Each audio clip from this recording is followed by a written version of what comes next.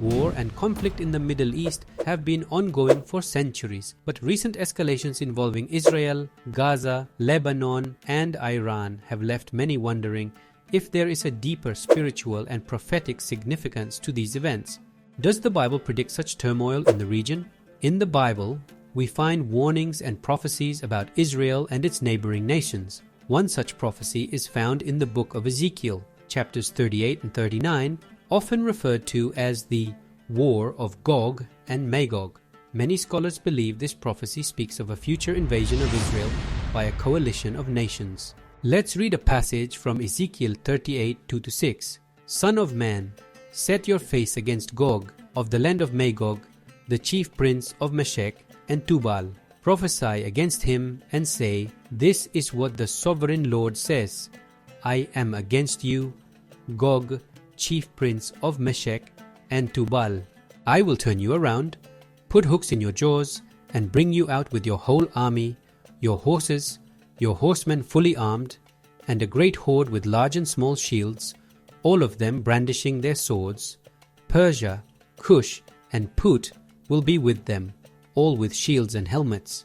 Here we see a coalition of nations including Persia, modern-day Iran, and other regions historically associated with parts of Lebanon and other Middle Eastern nations.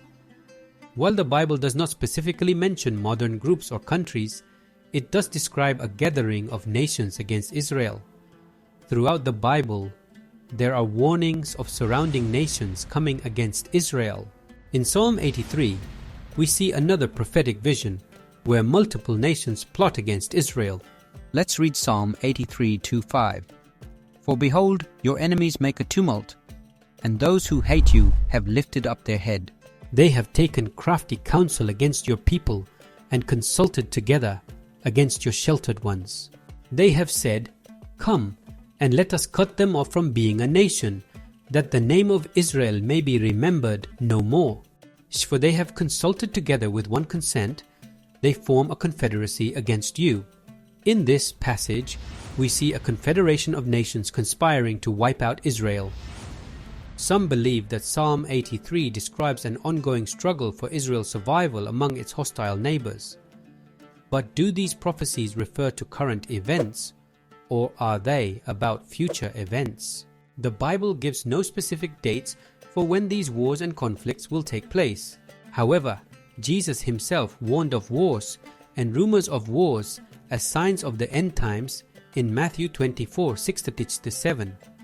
You will hear of wars and rumors of wars, but see to it that you are not alarmed. Such things must happen, but the end is still to come. Nation will rise against nation, and kingdom against kingdom. Jesus encouraged his followers to watch for these signs, but he also reminded them that no one knows the exact time of his return. Jesus encouraged his followers to watch for these signs, but he also reminded them that no one knows the exact time of his return. He will judge between the nations and will settle disputes for many peoples. They will beat their swords into plowshares and their spears into pruning hooks. Nation will not take up sword against nation, nor will they train for war anymore. This is the hope we hold on to as believers, that one day all wars will cease and true peace will reign. So, what should we do in light of these escalating tensions? The Bible calls us to pray for the peace of Jerusalem, Psalm 122:6, and to seek God's wisdom during these troubling times. Let's pray for peace in the Middle East, for wisdom for leaders, and for God's will to be done on earth as it is in heaven. Stay tuned to this channel for more biblical insights into current events. And remember, Jesus is our ultimate source of peace in a world filled with conflict. Subscribe, like, and share, follow for more biblical prophecy discussions.